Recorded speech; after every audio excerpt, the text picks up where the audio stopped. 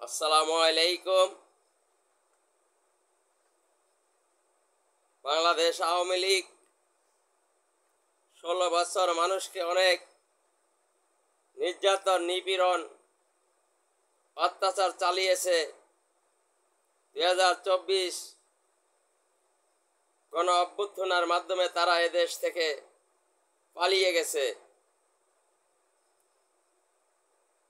এখন বাংলাদেশের বিভিন্ন জায়গায় দেখা যাচ্ছে তাদের ঝটিকা মিছিল। আমি আওয়ামী লীগের ভাইদেরকে বলবো, আপনারা তো 16 বছর অনেক পরিশ্রম করেছেন, এদেশের মানুষকে অনেক অত্যাচার, নিপীড়ন, নির্যাতন চালিয়েছেন। আপনাদের এখন উচিত বিশ্রামে থাকা। আপনারা 20 বছর একটু রেস্ট নেন। 16 বছরে কাজ করে অনেক ক্লান্ত হয়ে গেছেন। আপনারা শুধু শুধু কিছু কিছু জায়গায় 5-10 জন 20 জন একত্র হয়ে ঝটিকা মিছিল বের করেন। এই ঝটিকা মিছিলগুলো আপনাকে বিপদের দিকে ঠেলে দিচ্ছে। কারণ আপনাদেরকে রেখে আপনাদের আপা, আপনারা যাকে দলীয় সভানেত্রী বলেন, তিনি আপনাদেরকে এতিম করে বাইরে চলে গেছে। আপনাদের কথা চিন্তা করে নাই। আপনাদের কথা যদি উনি ভাবতেন তাহলে তিনি এদেশেই থাকতেন, মৃত্যু হলে তার এদেশেই হতো। আপনারা শুধু শুধু তার হয়ে ঝটিকা মিছিল বের করেন এবং গ্রেপ্তার হন। শুধু শুধু এই গ্রেপ্তার হয়ে নির্যাতনের শিকার হবেন কেন?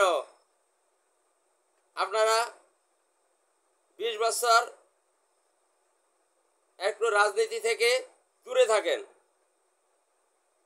আপনার নেত্রী যখন এই গুম, খুন, হত্যা, জনগণের উপর নির্যাতন চালিয়েছে, তখন কিন্তু আপনারাও তাদেরকে সহযোগিতা করেছেন, আপনারা এর বিরোধিতা করেন নাই।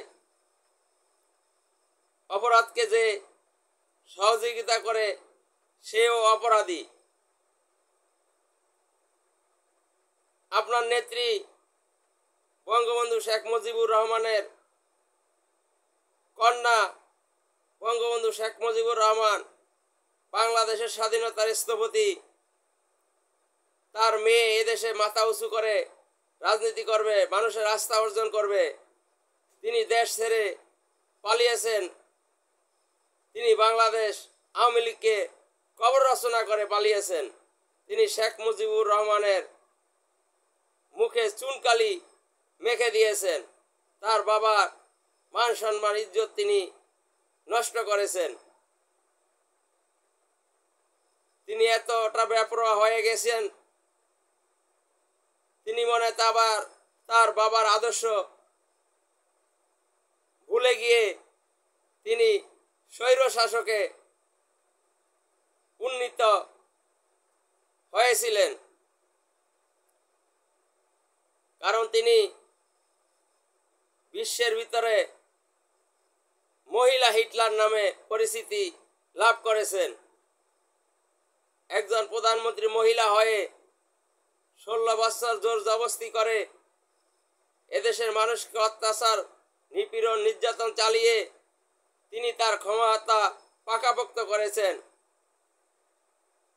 যেটা হিটলার করেছিল। আর দ্বিতীয় হিটলার হলো এই শেখ হাসিনা। আজ সে শেখ হাসিনার জন্য আপনাদের এত মায়া কান্না, তার জন্য আপনারা রাস্তায় নামেন। আপনাদের নেতৃত্ব আপনাদেরকে রেখে পালিয়ে গিয়েছে, তিনি তো এটা চিন্তা করেন নাই। শুধু শুধু আপনারা রাস্তায় নেমে ঝটিকা মিছিল করে গ্রেপ্তার হবেন, অনেক নির্যাতনের শিকার হবেন, এটা আমি চাই না।